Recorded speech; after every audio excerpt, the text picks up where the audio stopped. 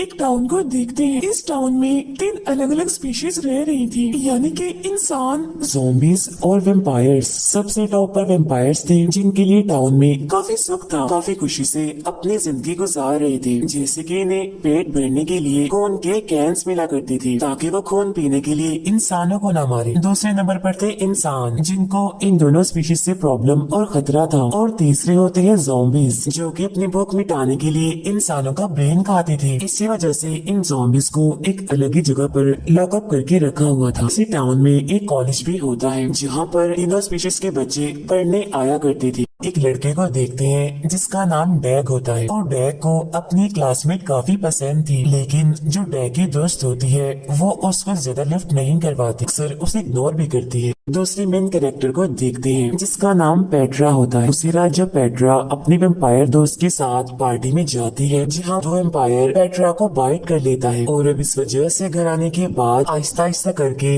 Vampire में बदलने लगती है। अगले दिन पेट्रा बार बार अपना मोबाइल चेक करती है और उस वेम्पायर के कॉल का, मैसेज का इंतजार करने लगती है। ना तो कोई मैसेज आता है और ना ही कोई कॉल आती है। तो इससे यहाँ पर ये बात तो क्लियर हो जाती है कि वो वेम्पायर असल में पेट्रा के साथ धोखा कर रहा था। रात के टाइम में हम देखते हैं कि नेड को और उसके भाई को उनके पेरेंट्स काफी डांट रहे होते हैं। जब इस वजह से नेड को काफी गुस्सा आ जाता है, वो चला जाता है ज़ॉम्बीज वाले जोन में, जहाँ पर ज़ॉम्बीज बगैर कुछ सोचे समझे जो वो चाह रहे थे वो कर रहे थे। ये देखकर नेड को ज़ॉम्बीज की लाइफ काफी पसंद आने लगती है, इसीलिए एक ज़ॉम्बी लड़की को वह खुद को काटने के लिए कहता है। ऐसा कर भी देती है, यानी कि वो नेड के पाँव पर काट लेती है, जिसकी वजह से अब नेड भी एक ज़ॉम्बी में कन्वर्ट हो जाता है। अचानक कहीं बाहर से इनके टाउन में एलियंस आ जाते हैं। अगले दिन इंसानों की मीटिंग होती है, जिसमें उन्हें लगने लगता है कि उन एलियंस को वेम्पायर्स ने यहाँ पर बुलाया है, ताकि वो एलियंस हम इंसानों को मार दे, खत्म कर दे। वेम्पायर्स की भी मीटिंग हो रही होती है, जहाँ पर उन्हें ऐसा लगता है कि इंसानों ने बुलाया है एलियंस को। उधर ज़ॉम्बीज को ऐसा लगता है कि इन दोनों स्पीशीज ने ही एलियंस को इनवाइट करके यहाँ पर बुलवाया है, ताकि ज़ॉम्बीज को मार सके, ज़ॉम्बीज का खात्मा हो सके। इसीलिए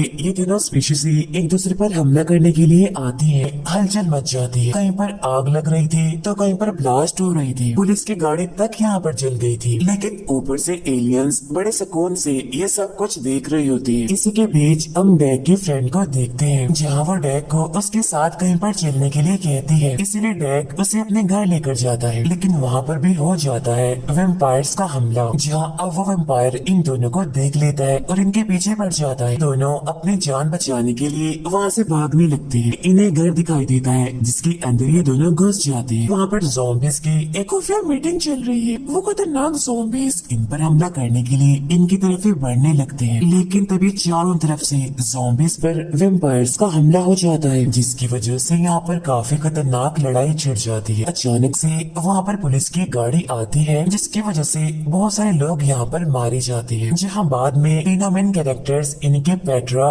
डैग और नेड, वो ही बचे थे। और जब वो तीनों आपस में एक दूसरे को मारने ही वाले थे, तो तभी अचानक से वहाँ पर एक सफेद रंग की लाइट आ जाती है। वहाँ पर बहुत सारे एलियंस आकर सारे इंसानों को, वेम्पायर्स को और ज़ॉम्बीज को किडनैप करके अपने साथ लेकर जा रहे हैं। तभी यहाँ पर डैग को याद आता है कि ये घर तो मेरे पियानो टीचर का है, और जरूर वो अभी अपनी जान बचाने के लिए बेसमेंट में ही छुपे होंगे। इसीलिए यहाँ पर डैग अपने टीचर से काफी रिक्वेस्ट करने लगता है। वो फाइनली इन तीनों को भी अंदर ले लेता है। तब विंडो के जरिए डैग यहाँ पर एलियंस को देखने के लिए जाता है, लेकिन तभी पेट्रा और नेड टीचर और उसकी मदर पर झपट पड़ते हैं, जहाँ वो उन दोनों को मार कर उन्हें अपना खाना बना लेते हैं। पीछे मुड़कर देखता है तो वो काफी हैरान हो जाता है, और हैरानी में ही वो उनसे पूछता है कि ये तुम लोगों ने क्या किया। खैर अब ये तीनों मिलकर उस पूरी जगह को साफ करते हैं, और रात वो इसी बेसमेंट में गुजारते हैं, जहाँ ये तीनों भी एक दूसरे के काफी अच्छे दोस्त बन जाते हैं।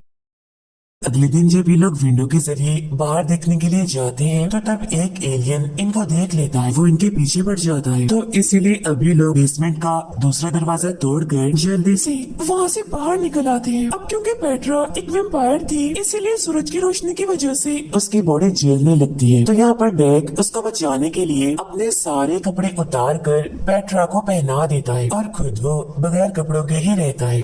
बाहर हर तरफ धुआं ही धुआं था, इसीलिए तीनों एक दूसरे से अलग अलग हो जाते हैं। फिर अब कुछ देर के बाद काफी मुश्किलों से पेट्रा नेट को स्कूल लेकर जाती है। तब थोड़ी देर के बाद डैग भी यहाँ पर पहुँच जाता है, जहाँ वो उन दोनों को हैरान होते हुए बताता है कि मैं एलियंस के बीच में से निकल आया हूँ, लेकिन एलियंस ने तो मेरे ऊपर हमला ही नहीं किया। लेकिन तब नेट, जो कि पूरी तरह से ज़ॉम्बी बन चुका था, लेकिन इसके बावजूद भी वो अभी भी काफी स्मार्ट था, काफी समझदार था, और वो उससे कहता है कि एलियन सिर्फ सिंथेटिक मटेरियल यानी कि आर्टिफिशियल और केमिकल से बनी हुई चीजों को भी देख सकते हैं, यानी कि वो इंसानों को उनके कपड़ों की वजह से ही पकड़ रहे थे। अब क्योंकि तुमने कपड़े नहीं पहने थे, इसीलिए वो एलियंस तुम्हें देख ही नहीं पाए। इन लोगों को पता चलता है कि ये जगह भी उनके लिए सेफ नहीं है, इसीलिए अब ये तीनों भी डैग के घर जाने के लिए निकलते हैं, ताकि वो डैग के पेरेंट्स को देख सके कि वो जिंदा है भी या फिर नहीं। लेकिन घर जाने पर उन्हें डैग के पेरेंट्स कहीं पर भी दिखाई नहीं देते, तो तब इस वजह से डैग काफी दुखी हो जाता है। तीनों एलियन से बचने के लिए कॉटन के केमिकल फ्री कपड़े पहनकर बैठ जाते हैं, लेकिन तभी एक एलियन यहाँ पर आ जाता है, और पता नहीं कैसे लेकिन नेट को वो पकड़ने लगता है। तब ये देखकर पेट्रा उस एलियन के टेंटिकल्स के टुकड़े करने लगती है, लेकिन वो एलियन नेट को लेकर वहाँ से गायब हो जाता है। जिसके बाद अब वो दोनों घर पर अकेले बैठे होते हैं, लेकिन फिर थोड़ी ही देर में नेट अचानक से कहीं से वापिस आ जाता है। वो उन दोनों को बताता है कि मुझे बचाने के लिए शायद तुम दोनों ने उस एलियन को मार दिया था, जिस वजह से मैं उनकी मेन जगह पर नहीं पहुंच पाया, और शहर के बीच में ही कहीं पर मैं गिर गया था, और वहीं से मैं यहाँ पर वापिस आया। ये भी बताता है कि असल में वो एलियंस यहाँ पर एक केमिकल की तलाश में आए हैं, और ये केमिकल हमें हमारे कोच की मीट फैक्ट्री में मिल सकता है, क्योंकि हमारा कोच इस केमिकल को यूज करके घोड़े के टिश्यूज को बदल कर चिकन जैसा टेस्ट लाता है, और घोड़े के टिश्यूज को हम चिकन समझकर सैंडविच में खा रहे थे इतने सालों से। अब ये सुनकर पेट्रा और डैग दोनों ही काफी हैरान हो जाते हैं, और उन्हें काफी बुरा भी लगता है। अभी लोग अपने कोच की फैक्ट्री में जाते हैं उससे मदद लेने के लिए। वो इन तीनों को ही यहाँ से निकाल देता है, जहाँ इन तीनों के सामने अचानक से एलियन आ जाता है। इन्हें भी एक एलियन किडनैप करके शहर की दूसरी जगह एक फैक्ट्री में डालता है, जहाँ पर शहर के बाकी लोग भी मौजूद थे। यहाँ पर एलियंस ने इन स्पीशीज के 3 हिस्से किए हुए थे, ज़ॉम्बीज के, इंसानों के और वैम्पायर्स के। तब यहाँ पर नेट अपने पेरेंट्स को देखकर काफी खुश हो जाता है कि थैंक गॉड कि वो सेफ है। वैम्पायर्स के एरिया में हम पेट्रा को भी देखते हैं, जहाँ उसके पास उसका वैम्पायर दोस्त तड़पते हुए आता है, और वो उसे कहता है कि तुम अभी अभी बाहर से आई हो, जरूर तुम्हारे अंदर अभी खून होगा, तो इसीलिए प्लीज प्लीज तुम मुझे को दे दो। लेकिन इस बात से पेट्रा काफी भड़क जाती है, और वो उसे काफी मारती है। नेट ये सोचने लगता है कि आखिर ज़ॉम्बीज के एरिया में बने इस फील्ड को तोड़ा कैसे जाए, जिसको कि एलियंस ने बनाया है। लेकिन तभी उसे ये याद आता है कि अगर वो सारे लोग मिलकर इस पर हमला करें तो तभी ये फील्ड टूट सकती है। जिसके बाद वो तीनों स्पीशीज ऐसा ही करती है, यानी कि इंसान, वैम्पायर्स और ज़ॉम्बीज काफी जोरदार अटैक उस फील्ड पर करते हैं, जिसकी वजह से फाइनली वो फील्ड टूट ही जाती है।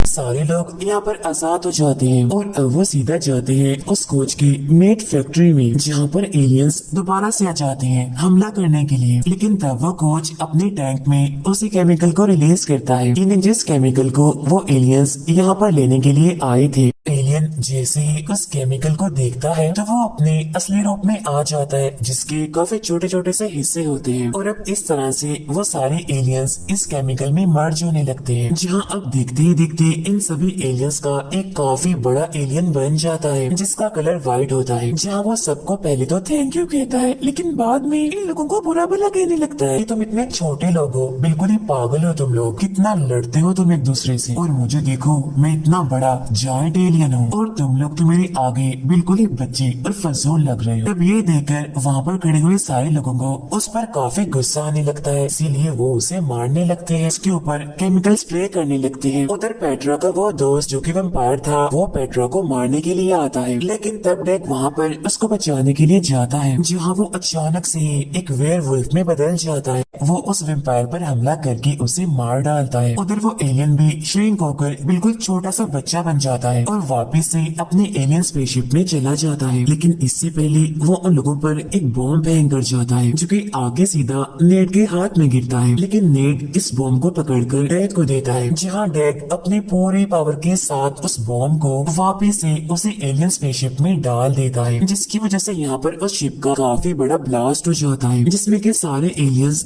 तबाह हो जाते हैं, बिल्कुल खत्म हो जाते हैं। पूरा शहर अब नॉर्मल हो चुका है, जहाँ तीनों स्पीशीज एक दूसरे के साथ काफी अच्छे से मिलकर रह रहे हैं। और इसी के साथ ही ये मूवी यहीं पर खत्म हो जाती है।